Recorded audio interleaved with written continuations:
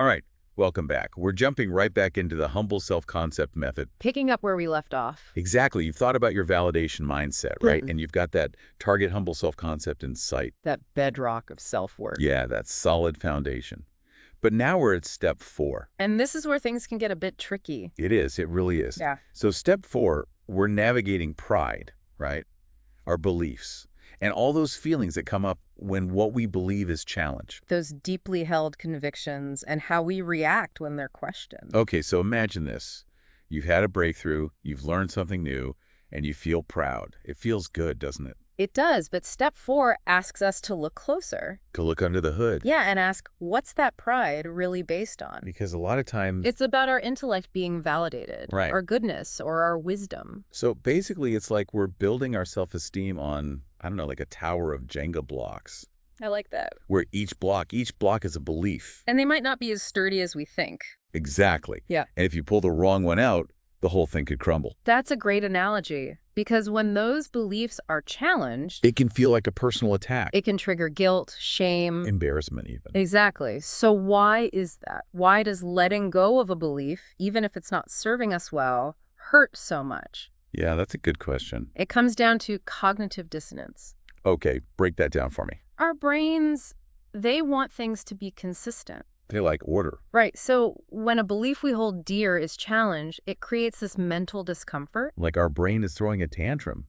In a way, yeah. And that discomfort can show up as negative feelings. Because our sense of self is all wrapped up in those beliefs. Exactly. So step 4 is about managing that discomfort And how do we do that? by shifting the source of our pride from those shaky beliefs to the solid ground of the target humble self-concept. Remind me again what that is. It's about understanding your worth. Isn't about being perfect, always right, or holding specific beliefs.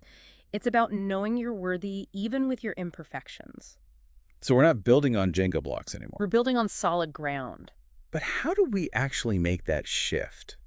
How do we redirect our pride? It's a process. It takes practice. Step 4 encourages us to consciously redirect that pride until it's second nature. So we're retraining our brains to find pride in something deeper. More fundamental. And just being right or good at something. Exactly. And in doing that, we decrease what the HSCM calls the threatenable surface area of our self-concept. Threatenable surface area. What's that? Think of your self-concept like a house. Okay, I'm picturing it. The more beliefs you attach your self-worth to, the more windows and doors that house has. Oh, Each one a potential entry point for criticism or self-doubt. oh, I see. So the more we rely on those shaky beliefs, the more vulnerable we are. To feeling hurt or threatened when those beliefs are challenged? Precisely. But when we detach our self-worth from those specific beliefs and ground it in the target humble self-concept, we shrink that house. Less exposed to the elements. You got it. So we're less exposed to those external threats because our sense of self isn't dependent on them anymore. That makes so much sense. So by redirecting our pride and shrinking that threatenable surface area, we become less vulnerable. To those feelings of guilt, shame, and embarrassment. When our beliefs are challenged? You get it. We become more resilient, open to learning, and less afraid to admit when we're wrong. It sounds incredibly liberating. It is, and that's what we'll be exploring next. Stay tuned. We'll be right back. Welcome back. Now, you're probably thinking like me, okay, how do I actually do this? Right. How do we put step 4 into practice? Like, it all sounds great, but yeah, I need some, like, practical steps. Of course. Well, first, you need to cultivate mindfulness. Mindfulness. Be aware of those moments where you feel that surge of pride. Those I'm awesome moments. Right, and then ask yourself, what triggered this? Was it a compliment, a finished project, or maybe you felt like morally superior in a situation? Like, I was so right. Exactly. So become a detective of your own pride. Track down the source. Yes. And once you've identified that trigger, then ask, is this pride coming from a belief that could be challenged? Or is it rooted in my inherent worth? That target humble self-concept. Right, right. That we talked about earlier. So we're separating the pride that's built on sand from the pride that's built on solid ground. It's a great way to think about it. And if you realize, hey, my pride is actually attached to a belief that might not be totally true, It could be wrong. right, then don't judge yourself. It happens. It's natural. Just acknowledge it. Acknowledge that belief and its limitations. Recognize that it might not be the whole picture. Exactly. You might even say to yourself, okay, this belief, it's helped me in some ways, but it doesn't define me. Like loosening the grip a little bit. Right. And here's the important part, the real work. Okay, I'm ready. Once you've acknowledged that belief, you consciously redirect your pride to that target humble self-concept. Okay. You remind yourself, my worth isn't about this specific achievement or belief. It's not about external validation. Exactly. I'm worthy simply because I am. Well, stop. Well, got it. You're grounding yourself in that unconditional self-worth. I like that. It sounds simple, but I can imagine it takes practice. It definitely does. It's like building a muscle. They'll work it out. Right. The more you practice, the easier it gets. And speaking of practice, what are some, tangible things we can do? Visualization can be really powerful. I love a good visualization. Tell me more. Okay, imagine a light within you, a radiant light representing your inherent worth. I can see it. Good. Now, when pride bubbles up, picture that light expanding to encompass the belief that triggered it. Like bathing it in that light. Exactly. You're making that belief less fragile, less central to your identity. Okay, I can see how that could be helpful. It's almost like we're transforming that pride into something stronger. Exactly. And another useful technique is reframing. Reframe it. Okay. When a belief is challenged and you feel that cognitive dissonance kicking in. The brain tantrum. Right. Instead of thinking, I was wrong, think, I'm learning. I'm growing. Exactly. Embrace those moments as opportunities for growth. So powerful. It is. And remember, be kind to yourself. Self-compassion. Yes, self-compassion is key.